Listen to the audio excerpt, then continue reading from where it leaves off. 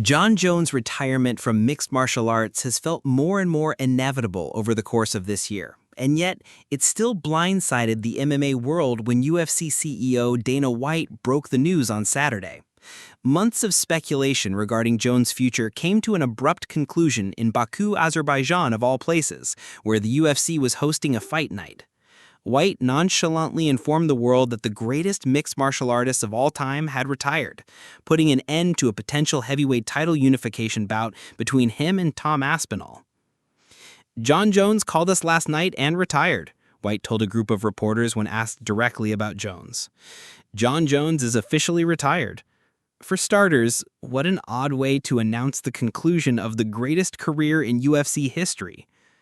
Jones, 37, retires, White says. Aspinall now champion, Brett Okamoto. Jones Aspinall, a timeline of MMA's heavyweight melodrama, 12D ESPN. It was the complete opposite of former UFC light heavyweight champion Chuck Liddell's retirement from the UFC in 2010. The UFC brought Liddell to a news conference in the lobby of the MGM Grand Hotel and Casino in Las Vegas, where he had the opportunity to make the announcement himself and answer questions from the media.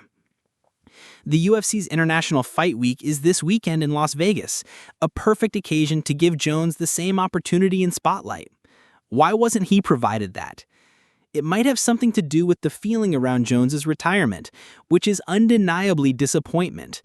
That Jones is retiring from the UFC as heavyweight champion and walking away from the unification bout against interim champ Aspinall, which had the potential to be one of the biggest fights in UFC history, is just so utterly disappointing.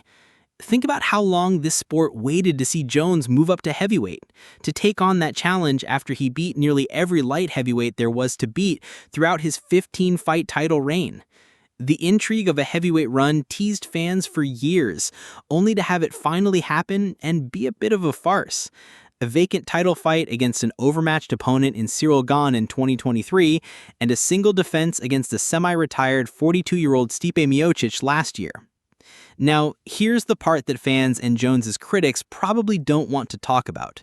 He doesn't owe the world the Aspinall fight. He doesn't owe the world anything. No one should blame him for a single decision he has made in recent years regarding the fights he has accepted, because they were all in his best interest as a champion. Any reasonable fighter would have made the same choices. He got to cherry-pick which path he'd take for a heavyweight championship, and he chose the path of least resistance with Gane. Then Jones was offered a very lucrative layup in the form of Miocic. No disrespect to Miocic, but he was basically a retired fighter at that point. And Jones took it, as he should. The real misfire, however, has been the past 7 months. Jones refused to retire, but also refused to take the only fight that made any type of sense against Aspinall, while almost defiantly thumbing his nose at the UFC's entire fanbase in refusing. The consequence of that refusal is that people will remember this disappointment and question Jones's legacy, which was already complicated by legal issues, multiple arrests, and failed drug tests. Even as the news of his retirement was breaking on Saturday, the Albuquerque Journal reported criminal charges filed against Jones on June 17th for allegedly leaving the scene of an accident in February. But in the octagon, his records, his body of work, and his legacy are untouchable. No one should say Jones's fighting resume is ruined for refusing to fight Aspinall.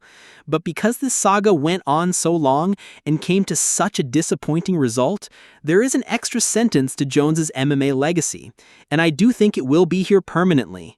Jones was the greatest fighter who ever lived, and he did not want to fight Tom Aspinall.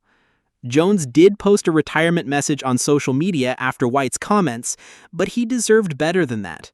Jones deserves his own Las Vegas news conference this week in the lead-up to UFC 317, because a single sentence uttered by White at a news conference in Baku is not enough explanation. On a day when Jones's career came to an end, we should be talking about all of the magical moments he had inside the octagon, not the one fight he didn't take.